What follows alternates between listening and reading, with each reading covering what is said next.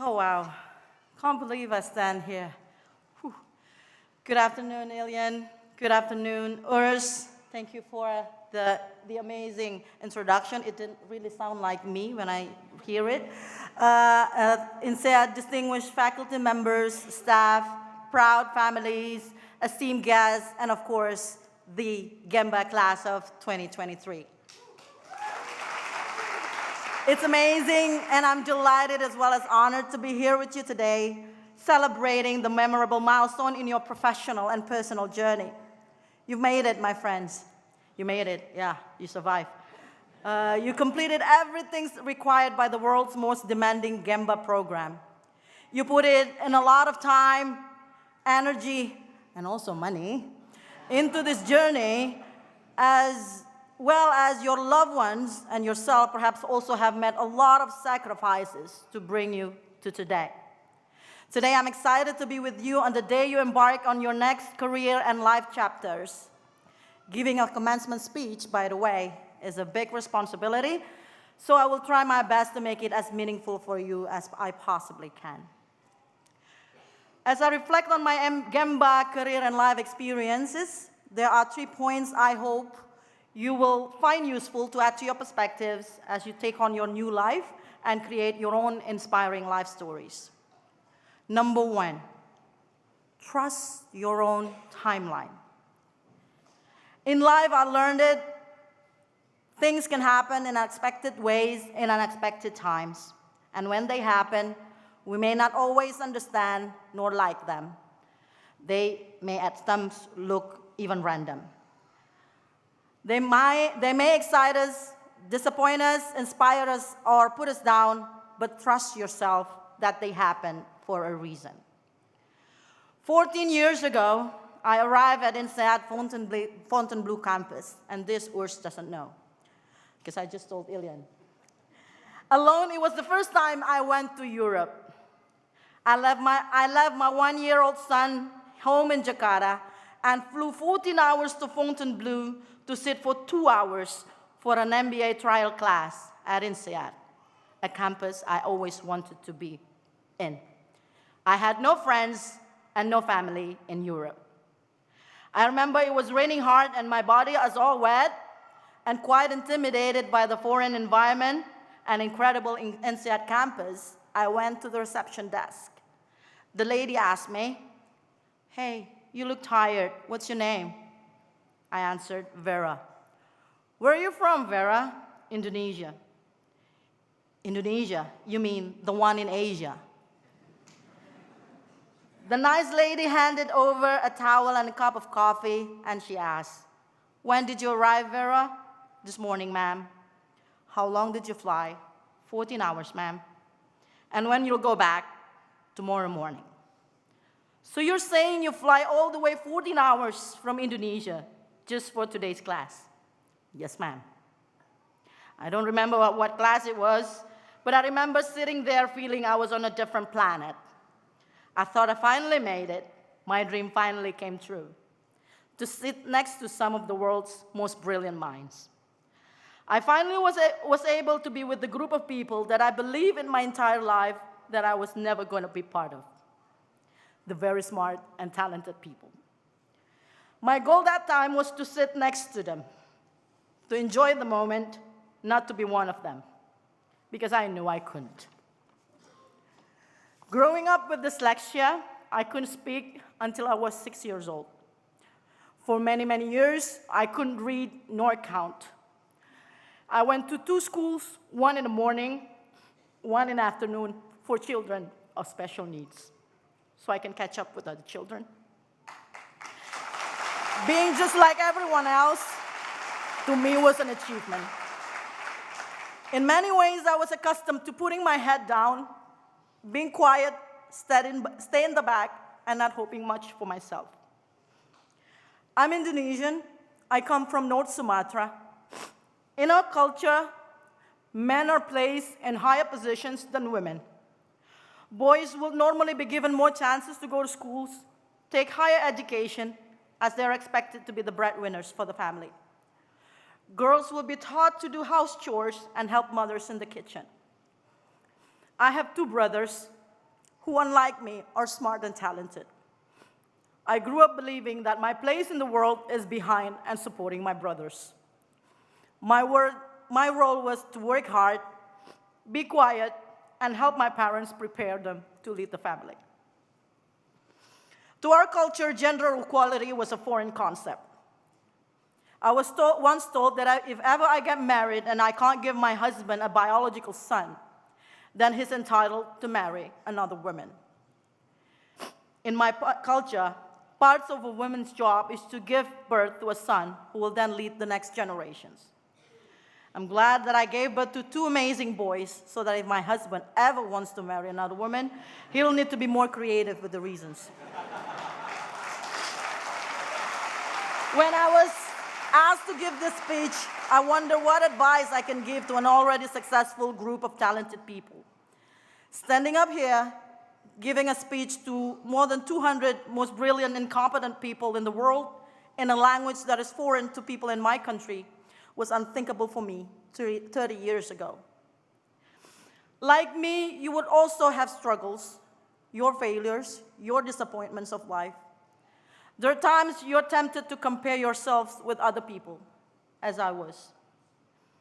Like me years ago, after graduating, you'll likely be asking yourself on your next steps. Should you change jobs? Should you change company? Will you start your own business? And will investment you made in the GEMBA program pay off? And it can be very pressuring because you're at INSEAD, where most brilliant and talented people are, where what can be a big step for you seems quite basic for others. My advice for you, my fellow graduates, is to focus on being the best version of yourself each and every day, and trust that things work in your own timeline. When the time comes, what is meant for you will come to you. Number 2, be afraid, but do it anyway. Reading my profile, a lot of people will ask, Vera, how did you become an airline CEO without airline nor CEO experience?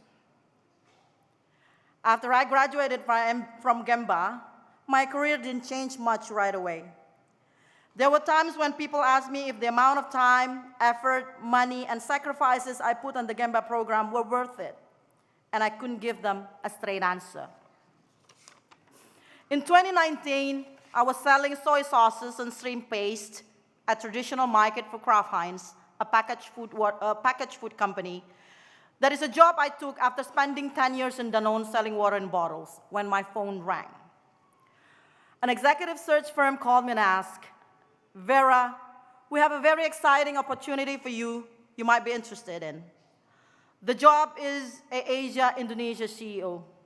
We shared your profile with AirAsia, and the person there wants to talk to you. I asked, who? They said, Tony Fernandez, the founder. I asked, when? They said, now. He's catching a flight in 2 hours. I picked the call and then talked, and then Tony flew me to see him in person the following week. I didn't read my CV to remember what I've written there, and I didn't bother calling my LDP friends for executive interview advice. There was no way I was going to get the job anyway. Why bother?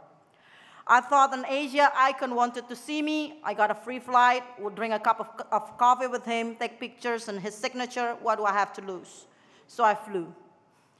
I had no airline nor CEO experience, couldn't even ride motorcycles. So how in the world I can run a company that flies planes? Tony went to ask me questions. I answered. I asked him questions. He answered. I was just being me. No point trying to impress a guy who built an airline with 220 planes about how I can be someone to run his company, since I clearly didn't understand how. He told me then, Vera, I've interviewed many male CEOs before you. I think you're stronger than them. Please look after Indonesia for me. But Tony, I know nothing about airlines. He said, no worry, Vera. We'll teach you airline. I know what I'm doing. 9 out of 10 people asked if I should take the AirAsia job. And they told me, no, Vera, it's too risky. You don't know what's in there. You don't have the experience. and you will risk destroying your successful career in your current business. Stay on your path, Vera. It's solid. Don't change. I admit I was afraid. It made all sense to choose the safe path I've built for almost 2 decades. But I took the leap of faith and jumped to aviation. That experience taught me that being courageous doesn't mean you're not afraid. You can't be afraid, and that's okay. Take the chance and do it anyway. I hope that the INSEAD experience and extensive network you have and continue to grow will give you more confidence, tools, and support to help you navigate in the unknown territories as it gave me. You're driven, curious, and competent. I believe after this you will be exposed to many new opportunities. Take risk.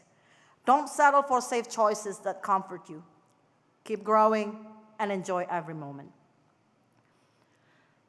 Third point I wish to share is to lead with purpose. You see, my post-INSEAD experience wasn't all glory and confetti. 8 months after I jumped into the airline space, I started to doubt if I did make the right decision. COVID came in 2020 and pressed the airline industry to the historic bottom. We had to ground all our planes, borders were closed, revenues went to zeros, employees were anxious about getting COVID and losing their jobs. We had to cut salaries and put hundreds of people on furlough. Government changed their policies every single hour. We couldn't plan. We didn't even quite sure what's going to happen tomorrow. Everything seemed to be falling apart. That time, I wanted to call Professor Jasjit and ask him, Professor, what's the strategy to keep a company alive with negative cash flow? Well, pray, maybe?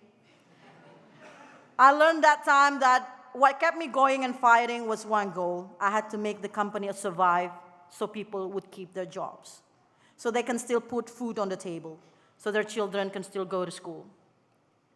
That goal, combined with my long life fighting energy, traveled across AirAsia in Indonesia and beyond. It rallied people together, drove the energy of the company towards one common goal: protect our people. Business and finance metrics sat quite far below on the list. It was then I realized that INSEAD was a game-changing as well as life-saving experience for me and also for Indonesia AirAsia. I'm convinced that without my INSEAD experience, I would stand little chance of surviving running a business in the eyes of the COVID storm. My INSEAD experience helped me build the confidence to navigate in the unknown and uncertain territories and to be comfortable to make decisions around things I don't fully understand. I learned that when we lead with purpose, we bring out our authentic selves and use our talents as force for good. And then the universe would conspire to make us successful. People come and bring the best of what they can do to help us push things forward. Today, Indonesia AirAsia is the top-performing airline in the group and is on track to fully recover towards a bigger revenue size versus COVID. Looking back, I thought we wouldn't have survived. Last one that I want to share is about finding purpose, and it has been a journey by itself for me. Growing up being a woman with disabilities made me understand what it means to be second grade. I realized that if I want something, I had to step up and fight for it. And I knew I was not the only one. A few years ago, I took action to start the He for She movement in Danone, which Ilian was also involved. Danone was a France-based food company with 100,000 employees in more than 60 countries around the world. It's a movement I initiated with some friends, young ones, to create more opportunities for women to take leadership roles in the company. For 10 years in the company, I looked up to management, and they're mostly men. No women made it to the top. Unlike corporate programs that will start from policies and guidance set by the central office, I started a gender equality movement in the company from Indonesia, the world's largest Muslim country, 14,000 kilometers away from its Paris headquarters. That grassroots initiative ignited the energy of employees, men and women around the world, that later turned the he for she movement I created into global movement, with Danone people in China, Australia, Netherlands, US, Brazil, Middle East, and all parts of the world step up to launch the same movement. It was so big and loud that all global executive members in the company stood up to support. Emmanuel Faber, that time Danone Group CEO, picked up the he for she movement and championed it alongside other global CEOs, presidents, and prime ministers, and also alien. It later won recognition from UN Women in New York, and after that, Danone globally launched 6 months paid maternity leave for women, 2 weeks paid paternity leave for men. 100,000 people in the company were positively impacted. Kids can spend time more with mothers, and fathers can spend time more with their kids.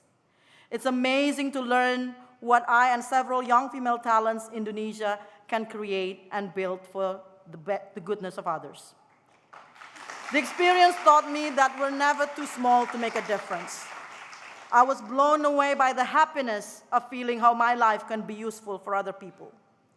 A life that at first I thought was insignificant. I later found that my purpose is to use my God-given talents, as small as it can be, and opportunities to touch the life of others. You're now officially, as I close this speech, I wanted to share that you're now officially INSEAD alumni and ambassadors. Please take that unique opportunity to continue growing and building relationships, as we never know what future holds. 3 years ago, I was selling chili sauces and canned fish in traditional wet markets. In that time, if someone told me that I would be Indonesia's first and only professional airline CEO in 80 years of the airline history in the country, and I would lead hundreds of pilots and engineers fly planes as I do today, I would never believe him or her. But life can and will indeed surprise you. Embrace it. My advice is also to stay connected with the alumni associations and leverage the power of INSEAD community around the world. 2 years ago, on a Sunday night, an MBA student reached me out on LinkedIn. Panicked, she and a dozen other students were stuck in the Philippines and needed to get out of the country fast because the country would close their borders for COVID in less than 24 hours. I did not know that person was, but I know she was from INSEAD. So I directly picked up my phone and called AirAsia Philippines CEO, and we escorted them on a fast lane to board our plane to Singapore. So I just want to tell you that your INSEAD friend is one phone call away, even if you don't know them before. And after that, I started my journey as INSEAD alumni travel assistance. So if you ever get stuck in airports, canceled, in Bali, in Singapore, in Southeast Asia, might want to take my number because I probably can help. I'm a proud Indonesia ambassador of INSEAD. I coach applicants on their application process. I mentor alumni on their job transitions. I also gain a lot of support from alumni members. I came to almost all gatherings and info sessions for prospective students, and I would then love to see you there next time. I carry INSEAD backpack to work every day, and I think Ilian will ask you to do that after this. I'm a proud INSEADer, and I hope I can continue to live and spread the INSEAD spirit of making business or life a force for good with you. I look forward to learning about your journey and stories too after graduation, and I'm certainly looking forward to meeting you on the ground and in the skies. Again, congratulations, friends. All the best to you and families. Thank you.